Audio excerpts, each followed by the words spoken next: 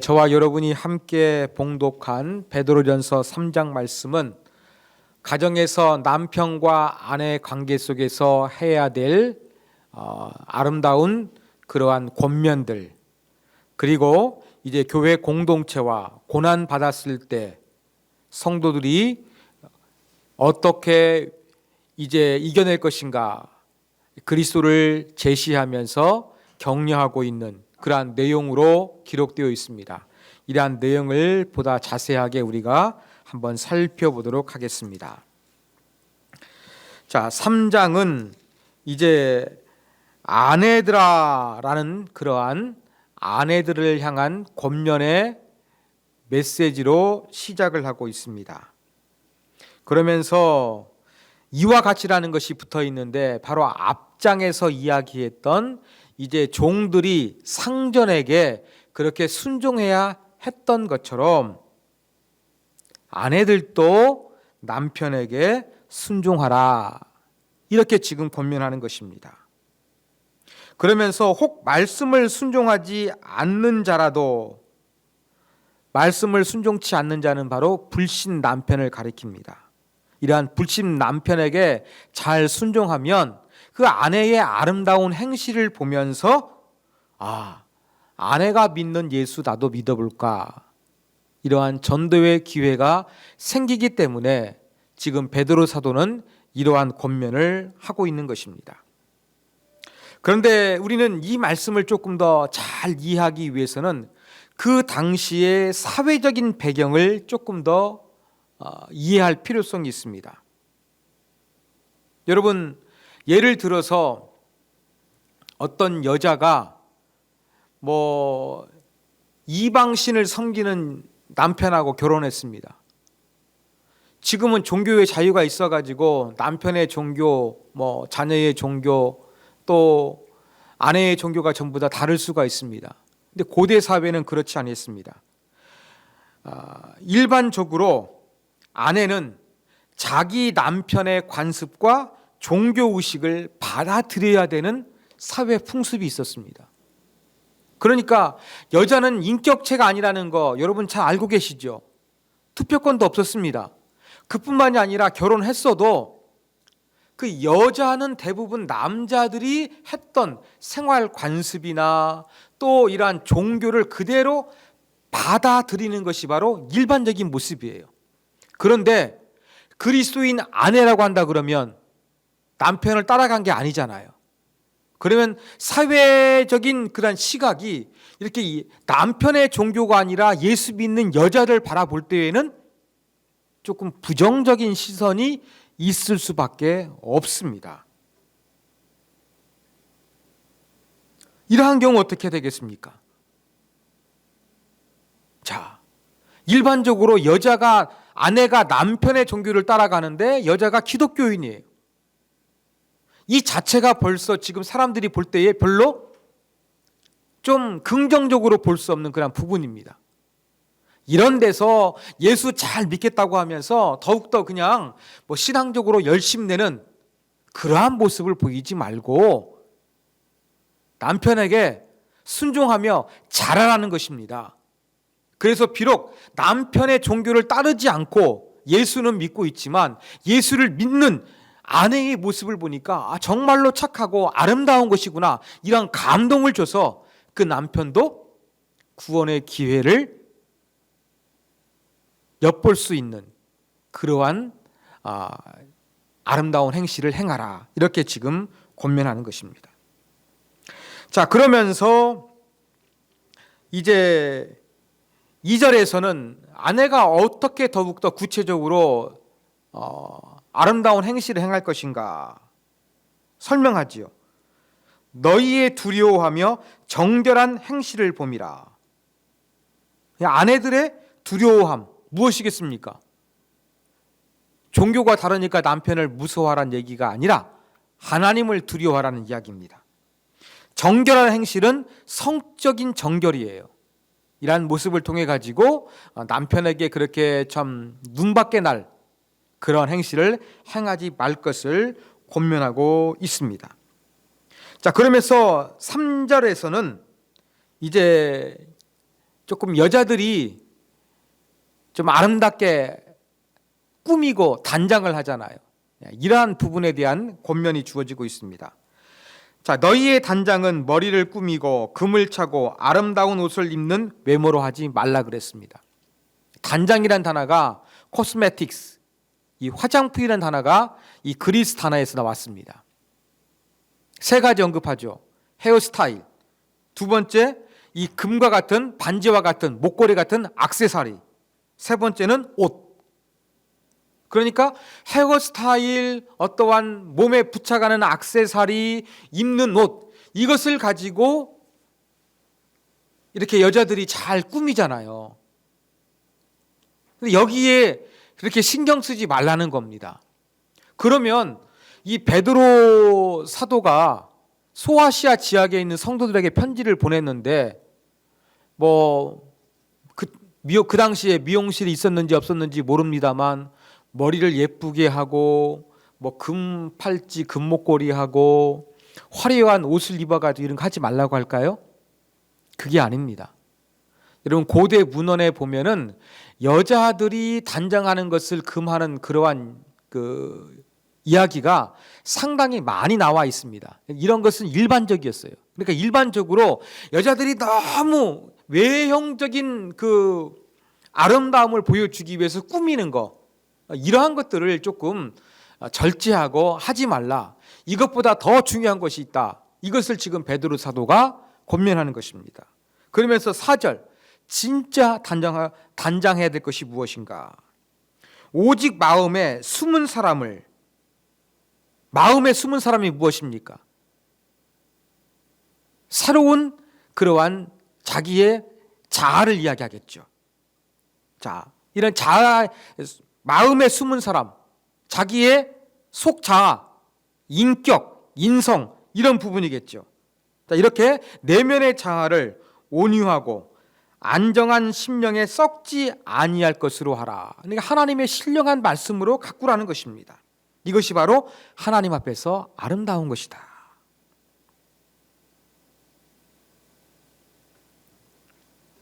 그러면서 5절과 6절에서는 자, 지금까지 불신 남편을 둔 사람들 순종하라 그랬죠. 남편이 예수 믿을 기회가 될지도 모른다. 그러면서 좋은 행실을 보이라. 하나님을 두려워하고 성적으로 정결해라. 외형을 꾸미지 아니하고 마음의 아름다움을 추구하라. 이런 권면을 했거든요. 그러면서 이렇게 아름다운 여자로서의 본을 보였던 사람을 이제 언급하기 시작합니다. 전에 과거죠. 하나님께 소망을 두었던 거룩한 부녀들. 그러니까 하나님을 정말로 사랑했었던 부녀, 결혼한 여성들이 있다는 것입니다. 그들이 순종하면서 그 내면의 아름다움을 잘 가꾸었다. 이걸 이야기하면서 6절에서 아브라함의 아내 사라를 언급합니다. 그러면서 사라는 아브라함을 주라고까지 칭했다는 거예요. 이것은 창세기 18장 12절을 70인 경우로 이렇게 봤을 때 이 주라는 단어가 등장하거든요.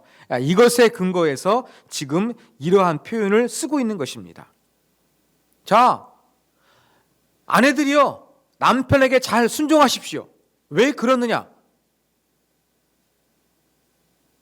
이렇게 결혼한 여자들이 자기를 단장하며 순종을 했던 사람들이 많이 있는데, 특별히 사라는 아브라함을 향해서, 남편을 향해서 주라는 호칭까지 사용을 했다. 이러한 모습을 본받아 너희는 선을 행하고 아무도 두려운 일에도 놀라지 아니하면, 아무 두려운 놀라지 아니한다. 왜 놀라지 않는 거예요? 남편에게 뭔가 숨기고 남편이 싫어하는 거 행하고 이런 것을 남편이 알게 되었을 때 어때요? 깜짝 놀라잖아요. 근데 떳떳하고 잘 남편 앞에서 정직하고 순종을 잘했기 때문에 놀랄 만한 일이 없는 그런 아름다운 순종을 하라는 이야기입니다. 이렇게 되면은 어떻게 된다고요? 그의 딸이 된 것이라. 누구의 딸이겠습니까? 사라의 딸. 과거 사라가 아름답게 순종했던 이러한 모습을 보였던 것처럼 그렇게 사라의 딸처럼 사라처럼 그렇게 아름다운 모습으로서 순종하는 모습을 보이기를 힘쓰라. 이러한 권면이 지금 주어지고 있습니다. 자, 7절에서는 이제 남편들에게 주어진 권면입니다.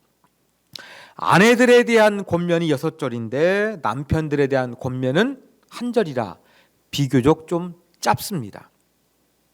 왜냐하면 여러분, 가부장적인 사회에서 불신 남편과 예수 믿는 여자가 살면은 뭔가 조심하고 참 또 신경 쓸 것들이 많아요. 그러니까 세심하게 어떻게 해야 될 것인가를 권면하고 있지만 그 집안의 가장이 되는 남편이 예수 믿는 사람이라고 한다 그러면 그렇게 많이 크게 문제될 것이 없었기 때문에 짧지 않았을까, 저는 그렇게 한번 생각을 해봅니다. 자, 그러면서 남편들에게 어떠한 권면을 합니까? 똑같이 이와 같이 지식을 따라 너희 아내와 동거하고. 지식을 따르라는 것은 어떤 말씀이겠습니까?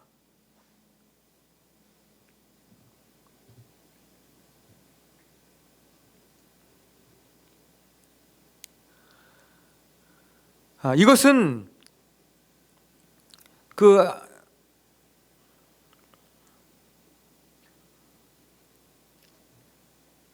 당시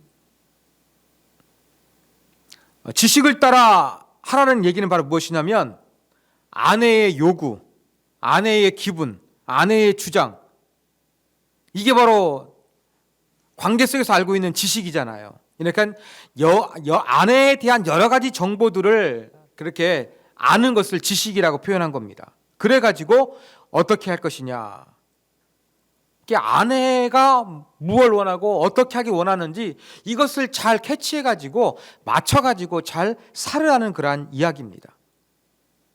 여러분, 당시 그 불신 남편들은 가부장적인 그러한 문화 속에서 아내를 놀이개로 삼고 대등한 관계로 여기지 않았는데 예수 믿는 남편은 그렇지 말라는 그러한 권면입니다.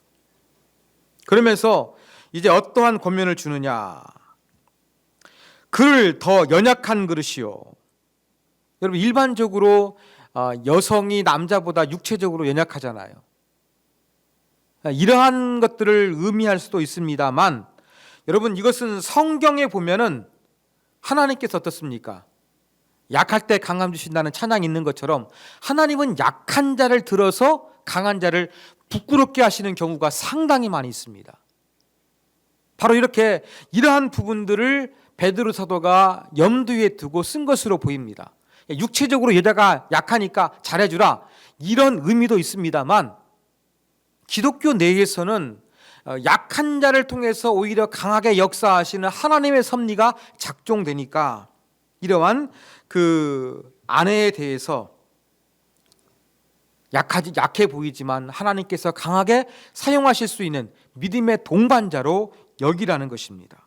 그리고 이 믿음의 동반자를 관계된 부분이 이어 설명되고 있죠.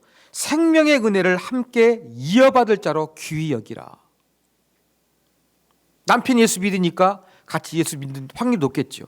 그러니까 영원한 하나님의 나라를 상속받을 수 있는 그러한 하나님의 가족으로서 좀 귀하게 여기라고 그렇게 이야기를 하고 있습니다. 그 이유가 무엇입니까? 너희 기도가 막히지 아니하게 하려 함이라.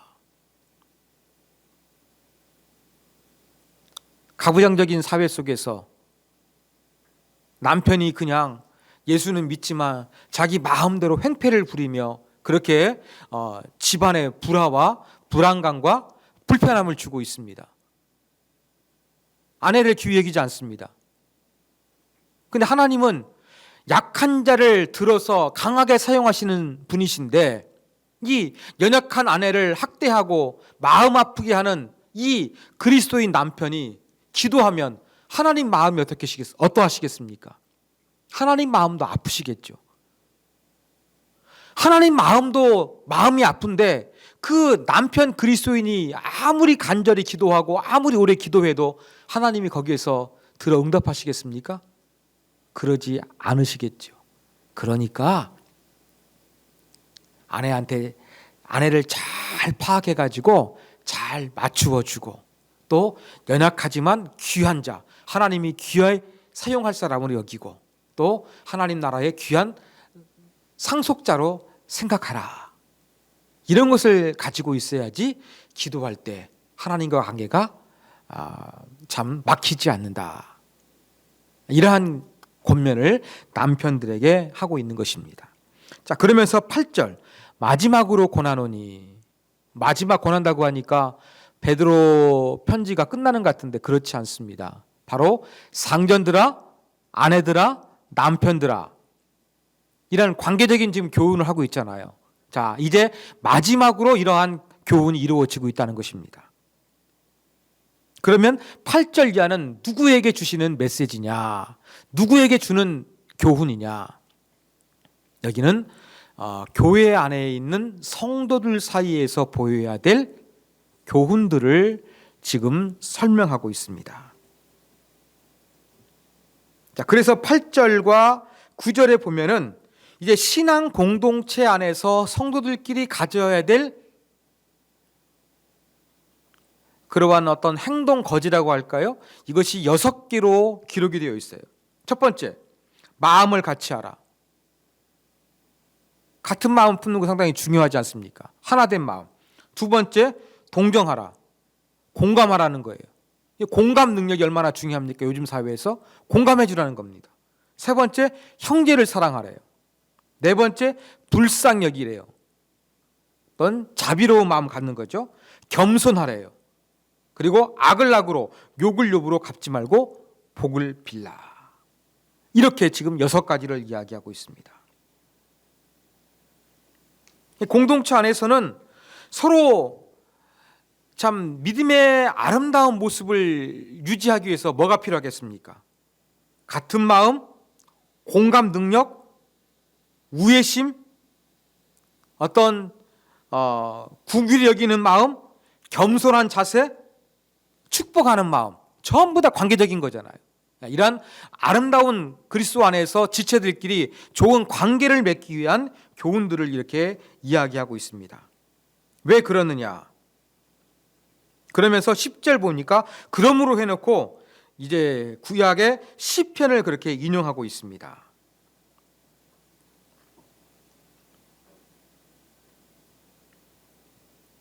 시편을 인용하고 있는데 좀 긴 구절을 이렇게 보니까 12절까지 된 시편을 이렇게 인용하고 있잖아요. 그 이유는 자, 생명을 사랑하고 좋은 날 보기 원하는 자, 거룩함을 추구하는 자, 이러한 자는 어때요?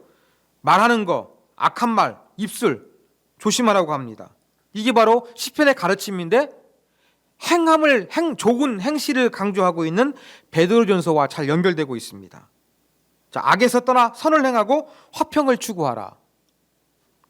왜? 주의 눈은 의인을 향하시고 주의 귀는 의인의 관계에 귀를 기울이시고 악을 행하는 자를 하나님이 대적하시니까 이렇게 공동체 안에서도 우리가 선을 행해야 되고 좋은 모습으로 좋은 관계를 유지하기 위해서 힘을 써야 한다 하는 이러한 권면의 메시지를 지금 주고 있는 것입니다. 자, 그러면서 13절부터 이제는 고난받는 자를 위한 교훈이 주어지고 있습니다. 또 너희가 열심으로 선을 행하면 누가 너희를 헤아리요. 여기서 열심히 행한다는 것은요, 열광적으로 행하는 것입니다. 남들보다 선을 행하는데 더 특별히 많은 선을 행하는 것입니다. 정말로 아름다운 선행을 그렇게 많이 하는 사람은 어때요? 쉽게 그런 사람을 나쁘게 보거나 어떻게 헤아려는 것을 시도하지 않겠죠. 바로 그러한 아름다운 선행에 열심을 내라는 것입니다. 그러나 어떻습니까? 아무리 우리가 이렇게 선을 행하기 위해서 노력한다 할지라도 현실적으로는 고난이 따를 수밖에 없어요. 나는 착한 일을 하지만 나를 비방하고 나에게 되돌아오는 것은 부정적인 것이 쌓여갈 때가 많이 있다는 것입니다. 그렇지만 어때요? 내가 착한 일을 하면서 고난을 받는 거, 여기에 대해서 복을 받는 자라고 베드로 사도는 표현하고 있습니다. 자, 그들이, 이건 세상 사람들입니다. 자, 그들이 두려워하는 것을 두려워하지 말며 근심하지 말라. 여러분, 예수 믿는 사람이 뭔가 달라야 되겠죠. 세상 사람들이 걱정하고 또 이제 참 두려워하는 것, 병이나 죽음이나 실패하는 거나 세상의 권력이나, 우리도 똑같이 예수 믿는 사람도 여기에 대해 두려워하면 우리의 신앙이 어떻습니까? 예수 안 믿는 사람하고 다를 바가 없는 거예요. 그래서 우리는 어떤 모습 보여야 되겠습니까? 고난이 찾아와도, 힘들고 어려워도 세상 사람과 똑같은 모습이 아니라 뭔가 다른 모습을 보일 수 있는 그러한 선을 행하는 아름다운 그러한 모습이 있어야 한다는 것을 지금 이야기하고 있습니다. 그 15절을 보면서 15절에 보면 너희 마음에 그리스도를 주로 삼아 거룩하게 하고 너희 속에 있는 소망에 관한 이유를 묻는 자에게 대답할 것을 항상 준비하되 온유와 두려움으로 하라. 자, 이제 고난이 찾아오는데 어떤 고난이 찾아옵니까? 이제는 그 신앙을 가지고도 우리를 힘들게 할 수도 있겠죠. 어떤 예수 믿는 어떠한 그러한 그 여러 가지에 대해서 막 비난하고 공격하고, 왜 예수 믿느냐? 이러한 어떠한 비난과 공격들이 얼마든지 우리 삶에서 일어날 수가 있다는 것입니다. 자, 베드로 사도는 여기에 대해서 어떻게 합니까? 대답할 것을 준비하라는 것입니다. 고난 속에서 소망을 갖잖아요. 살펴봤잖아요. 이 고난을 견뎌내는 것은 고난 이후에 뭔가 하나님께서 행하실 다른 것이 있기 때문에 그렇지 않습니까? 고난을 참는 것은 소망이 있기 때문입니다. 그래서 이 고난을 참는 이유에 대해서 묻거든 당당하고 자신 있게 이야기할 수 있는 이 자세가 있어야 한다는 것입니다. 그런데 이야기하는데 어떻게 해야 될까요? 교만을 떨면 되겠습니까? 더 마음 다치겠죠. 그러니까 조금 온유와 두려움으로 행하라. 그리고 16절에서는 선한 양심. 말만 잘하면 안 됩니다. 그 말의 근거가 되는 마음, 그것이 선한 양심이 있어야 한다는 것이죠.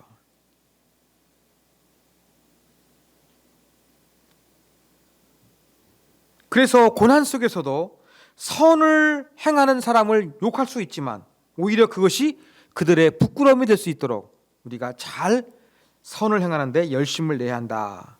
이것을 지금 이야기합니다. 그리고 선을 행해서 고난을 받고 악을 행하면서도 고난 받을 수 있는데 뭐가 하나님 앞에서 아름다운 것이냐? 내가 잘못한 것이 없는데도 불구하고 선을 행하다가 고난을 받으면 이것이 하나님께 아름다운 것이고 더 좋은 것이다 라는 것을 이야기합니다. 자, 그러면서 이제 고난 받는 자, 고난 속에서도 두려워하지 말고 또 대답할 말도 준비하고 선한 양심으로 비난하는 사람들을 부끄럽게 만들려고 그랬습니다. 여기에 대해서 또 모델을 제시합니다. 누구겠습니까? 우리를 위해서 고난당하신 예수 그리스도에 대한 고난, 이것이 바로 18절 이하에서 기록되어져 있습니다. 그리스도께서 단번에 죄를 위하여 죽으사, 한 번만이면 충분했습니다. 의인으로서 불의한 자를 대신하셨습니다. 예수님의 죽음은 대속적인 죽음이었죠. 속죄 제물이었죠. 바로 우리를 하나님 앞으로 인도하려 하심이라. 육체로는 죽임을 당하시고 영으로는 살리심을 받으셨으니. 그리고 이제 19절, 그가 또한 영으로 가서 옥에 있는 영들에게 선포하시느니라. 이러한 구절이 있습니다. 자, 19절이 조금 난의 구절이에요. 예수님께서 십자가에서 우리를 대신해서 죽으셨잖아요. 육체는 죽으셨죠. 근데 영으로는 살리심을 받았다, 이런 표현이 있어요. 이 표현을 우리가 어떻게 이해할 수 있겠습니까? 영도 예수님이 십자가에 달리셨을 때 예수님의 육체만 죽은 것이 아니라 영도 죽으셨던 것일까요? 이건 아닌 것 같죠. 정말 그리스도와 영과 육이 함께 죽었다가 영만 먼저 살아났는가? 이건 아닐 거라고 말이죠. 자, 베드로가 여기에서 표현하고 싶은 것은 바로 무엇이냐면, 예수 그리스도가 육체적으로 죽임을 당하셨지만 그 상태에서도 영적으로는 살아 계시기 때문에 활동을 하셨다는 거예요. 어떤 활동을 하셨느냐? 영으로 가서 옥에 있는 영들에게 선포하시니라. 옥에 있는 영들, 갇힌 영들은 뭔가 잘못한 사람들이겠죠. 불의한 자들에게 예수님은 뭘 선포하셨겠습니까? 복음을 선포하셨다고 이야기를 하고 있는 것입니다. 그러니까 베드로 사도는 조금 어려운 구절이지만 쉽게 말해서 예수님은 고난을 받으셨어요. 그런데 예수님은 고난 받으신 그 순간에도 영으로는 살리심을 받아가지고 이 악한 영들을 찾아가서 그들에게 복음을 전할 정도로 고난 속에서도 최선을 다해서 어떤 사명을 잘 감당하셨던 이러한 분이심을 지금 이야기를 하고 있는 것입니다. 왜 우리가 고난 속에서 선을 행해야 되는가? 바로 예수님이 모델이 되어주심을 우리가 뒤따라 하기 위함이다. 이것을 지금 베드로가 설명하는 것입니다. 그러면서 20절 보면 이제 그 악한 영들을 이제 한정 짓는데 20절 보니까 그들은 전에 노아의 날 방주를 준비할 동안에 하나님이 오래 참고 기다리실 때에 복종하지 아니하던 자들이라. 그러니까 예수님이 지금 그 육체의 죽으심을 당해가지고 스올, 하데스, 이 지옥에 가서 지금 복음을 전하셨는데 그 갇힌 악한 영들이 어떤 영들이라고요? 노아 시대 때 하나님께 불순종했던 사람들이라고 한정을 짓고 있어요. 그때 사람들만 잘못했겠습니까? 아니죠. 바로 하나님께서 온 그 우주를 물 바다로 만드실 정도로 그렇게 사람들의 죄악이 가득 찼거든요. 그러니까 이 노아의 날 방주 때 그 방탕했던 사람들은 악의 대표자로서 설명할 뿐이지 모든 나쁜 사람들을 총칭하는 것으로 이렇게 이해하시면 되겠습니다. 자, 그렇지만 이렇게 하나님께서 물로 심판하실 때 어떻습니까? 구원받은 자가 있었죠. 예, 단지 8명, 노아의 가족뿐이었습니다.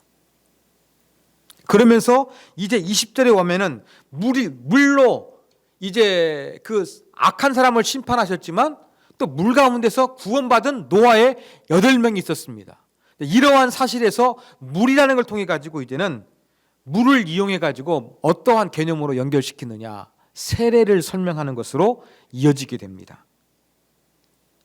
자, 물은 예수 그리스도께서 부활하심으로 말미암아 이제 너희를 구원하는 표니. 예. 물은 노아 시대에 홍수 때 노아의 방주가 구원받았던 것처럼 우리 시대에 이제 물은 이제 세례를 통해서 너희가 구원받는 표식이다라는 것을 이야기합니다. 그 세례는 육체의 더러운 것을 제하여 버림이 아니요 하나님을 향한 선한 양심의 강구다. 그렇게 이제 이야기를 하고 있습니다. 그러니까 세례를 통해서 어때요? 그 당시에는 침례였잖아. 성경 시대에는 진짜 물속에 들어갔잖아요. 그러니까 물속에 들어가서 우리의 죄를 그러한 씻는 것을 상징적으로 보여주는 것이 세례였는데 뭐 이러한 의미도 있었지만 궁극적으로는 어때요? 하나님을 향해서 선한 양심을 추구하는 거, 이게 세례의 참된 의미라는 것을 베드로 사도가 밝히고 있습니다. 그러면서 이렇게 고난 속에서 순종하시고 또 고난 속에서 이 악한 영들에게 복음을 전하시면서 사명을 잘 감당하신 예수님 어떻게 하셨느냐? 하늘에 오르사 하나님 우편에 계시다. 그러니까 하나님께 인정받아 가장 인정받는 자리에 앉으셨음을, 또 완벽하게 하나님께 순종함으로 말미암아 그 모든 그 영물들이 예수님께 순종하고 있음을 그렇게 기록하면서 이제 베드로전서 3장이 끝이 나고 있습니다. 자, 이러한 3장의 내용을 통해서 우리가 배울 수 있는 교훈점 몇 가지 살펴보겠습니다. 첫 번째 교훈입니다. 구원받은 이후에 선을 행하는 것이 중요하다. 여러분, 제가 2장을 강의하면서도 말씀을 드렸는데 3장에서도 여전히 이것이 그렇게 연결되고 있다는 것입니다. 선을 행하는 것, 2장에 살펴봤던 것처럼 어떤 정부 기관이나 사회 제도, 그 다음에 이제 그 직장과 같은 어떤 상전들, 또 가정에서의 그러한 남편과 아내, 물론 종들도 2장에서의 종들은 바로 가정에서 일했던 사람들을 의미합니다. 역시 그뿐만 아니라 3장에 오니까 신앙 공동체 안에서도 서로 사랑하고 섬기는 그런 아름다운 착한 행실들, 이런 부분들이 계속해서 강조가 되고 있는 것입니다. 그런데 3장에서 우리가 더욱더 이렇게 선을 행해야 될 한 가지 이유가 추가가 됩니다. 왜 우리가 선을 행해야 되겠습니까? 구원받은 것이, 하나님을 믿는 것이 정말로 우리의 모든 것을 변화시킨다는 증거로서 우리가 선을 행해야 되겠습니다. 또 한 가지 이유를 들자면 무엇이냐? 바로 불신 아내들이, 그리스도인 아내들이 불신 남편과 함께 살 때에 순종해서 혹시 남편들이 예수를 믿을까 하는 것을 베드로 사도가 염두에 두고 있던 것처럼 우리가 착한 행실을 통하여 다른 사람들에게 하나님께 돌아올 수 있는 길을 제공하기 위해서 우리가 선을 행해야 할 것입니다. 예수 믿는 사람은 복음을 전할 때 그 입술의 선포, 또 어떤 내가 체험한 어떠한 영적인 확신을 선포하는 것, 이것도 중요합니다만 또 한 가지 중요한 것은 뭔가 예수 믿으니까 저 사람의 행실이 달라졌어, 다른 행실이 있다는 걸 보여주는 것이 정말로 중요합니다. 한번 여러분 생각해 보십시오. 여러분은 예수를 믿고서 정말 달라진 게 뭐가 있습니까? 내가 다 좋아질 수는 없어요. 그죠? 내 습관이나 내가 추구하는 어떠한 성향성 바뀌지가 않아요. 그죠? 갑자기 그냥 쉽게 흥분하는 사람이 여러분 예수 아무리 열심히 믿어가지고 그 흥분하는 거 쉽게 없어지겠습니까? 바뀌지는 않아요. 흥분은 하지만 빨리 거기에서 돌이키는 것은 되겠죠. 한번 여러분, 나는 예수 믿고 뭐가 가장 특징적으로 예수 믿기 전의 기질과 예수 믿은 이후의 기질, 모태신앙이라고 한다 그러면 내가 진정으로 예수님을 만났을 때와 그냥 아무것도 잘 모르고 어거지로 교회 다녔을 때 뭐가 달라졌는가? 한번 여러분 생각해 보십시오. 우리가 이것을 한 가지씩 만들어 갔으면 좋겠습니다. 완벽하지는 않지만 그래도 어떠한 내 행실이 예수님 때문에, 내가 그리스도 때문에, 내가 신앙생활을 하고 있기 때문에, 내가 예수님을 닮아가려고 하기 때문에 뭔가 한 가지는 분명히 달라졌다. 나 스스로도 인지할 수 있고 다른 사람도 인정할 수 있는 그러한 부분, 완벽하진 않다도 그러한 한 부분은 우리가 한번 있어야 되지 않겠습니까? 이러한 부분을 위해서도 우리가 기도했으면 좋겠습니다. 하나님, 내 행실이 완벽하진 않아도 뭔가 어떠한 측면에서는 분명하게 나 스스로도 또 다른 사람들이 볼 때에 예수 믿으니까 진정한 신앙을 가졌으니까 달라졌구나. 이러한 모습을 보여줄 수 있는 착한 행실이 내 안에 나타나게 하여 주시옵소서. 그렇게 우리가 기도해야 할 것입니다. 착한 행실이 또 왜 중요할까요? 남편들아, 아내들한테 잘해라. 그래야 기도가 막히지 않는다. 제가 설명해 드렸잖아요. 우리가 선을 행해야 되는 이유는 또 무엇이냐? 영적인 생활에 방해받지 않기 위해서 우리가 선을 행해야 한다는 것도 기억하셨으면 좋겠습니다. 자, 두 번째 교훈입니다. 자, 여러분, 우리를 핍박하고 방해하는 사람들을 만날 때 분명하게 내 가지고 있는 신앙에 대해서 분명하게 입장을 밝힐 수 있는 당당한 자세가 우리 안에 준비되어 있는지 한번 살펴볼 필요성이 있습니다. 저도 설교를 준비하면서 어떤 생각이 들었냐면, 여러분, 자꾸 논쟁을 하다 보면은 감정이 상하고 의가 상하면서 관계까지 어긋나게 되잖아요. 그러니까 거기에 대해서는 말을 안 해버리려고 해요.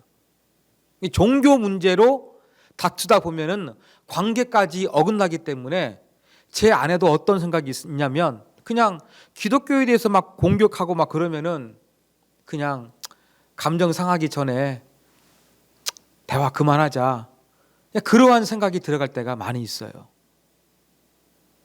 근데 제가 오늘 말씀을 준비하면서 꼭 그것이 능사는 아니겠구나라는 생각을 했습니다. 때로는 어떻습니까? 내가 믿고 있는 신앙에 대해서, 내가 왜 이러한 고난을 당해도 왜 열심히 기도하고 하나님을 의지하고 교회 가서 믿음 생활을 더욱더 충실하기 위해서 애쓰고 있는지 나름대로 자신 있게 이야기할 수 있는 논리와 근거, 확신은 있어야 된다는 생각이 들었습니다. 여러분, 그게 있습니까? 그걸 우리가 항상 그렇게 하지 않는다 할지라도 그것이 분명해야 될 것 같아요. 왜 예수 믿어? 편하게 집에서 쉬지. 왜 교회 가서 몸뚱아리로 열심히 봉사해? 피곤한데 잠이나 자지. 왜 교회 가서 헌금해? 그 돈 가지고 먹고 즐기지. 이렇게 비방하는 사람들 향해서 분명하게 왜 그렇게 하는지 여러분, 우리가 말할 수 있는 준비된 자세는 필요하지 않겠습니까? 그러나 그것을 말할 때 어떻게 하게 되겠습니까? 온유함과 부드러움으로 겸손하게 지혜롭게 말하는 것을 우리가 준비해야 할 것입니다. 자, 마지막 세 번째 교훈입니다. 우리는 우리의 내면을 아름답게 가꾸어야 한다는 교훈점을 다시 한번 생각해 봤으면 좋겠습니다. 여러분, 오늘 말씀은 단장에 대해서 그렇게 여자들이 꾸미기를 더 일반적으로 좋아하니까 헤어스타일, 액세서리, 옷 입는 거 뭐 이런 부분들 이야기했는데, 제가 볼 때에 여러분 요즘에는 남자들도 많이 꾸며요. 그렇죠? 남자들도 많이 이렇게 멋부리는데 신경을 내기 때문에 이렇게 단장하라는 것은 이제 남녀 공용으로 모든 세대에게 적용이 된다고 저는 그렇게 생각을 합니다. 서구 문화, 우리나라에 다 들어와가지고요, 외모를 꾸미고 멋있게 보이고 유행을 따르는 거 상당히 중요하게 여깁니다. 사람들이 전부 다 돈 쓰고 추구하는 게 왜 그렇습니까? 다른 사람에게 잘 보이기 위해서 그렇게 하는 사람도 많이 있을 것입니다. 당신을 최고 멋있게 보이게 하라. 그냥 최고 보이는 것도 있지만 그냥 남들에게 속된 표현은 어떻습니까? 무시당하지 않기 위해서, 업신여기지 않게 하기 위해서 그렇게 그냥 빚을 내서도 명품 가방, 좋은 옷, 메이크업 이런 거 찾을 때가 있잖아요. 세상은 이러한 게 외형적인 걸로 사람을 평가하기 때문에 이 외형적인 것에 신경을 쓰라는 그러한 메시지가 우리 사회에 많이 주입되고 있습니다. 쉽게 접하는 광고에서도 얼마나 그런 것들을 가지고 있으면 행복할 것처럼 우리의 존재감이 올라가는 것처럼 그렇게 선전하고 있습니까? 이러한 현대사회와 매스미디어의 영향을 받아서 우리도 거칠에 겉모양을 꾸미는데 신경 쓰고 있지 않나 돌이켜봤으면 좋겠습니다. 근본적으로 가장 우리가 신경 써야 될 것은 무엇입니까? 마음입니다. 우리의 속사람입니다. 우리의 내적 자아입니다. 우리의 인격입니다. 이러한 것에 다시 한번 더욱더 힘써야 될 것입니다. 이런 것에 힘쓸 때 우리가 내적인 아름다움을 추구할 때 착한 행실이 자연스럽게 나옵니다. 첫 번째 적용이 잘 되기 위해서 우리에게 필요한 것은 바로 눈에 보이는 외형적인 것보다 우리의 속사람, 우리의 내면을 아름답게 가꾸는 것이라는 것을 저와 여러분이 기억했으면 좋겠습니다.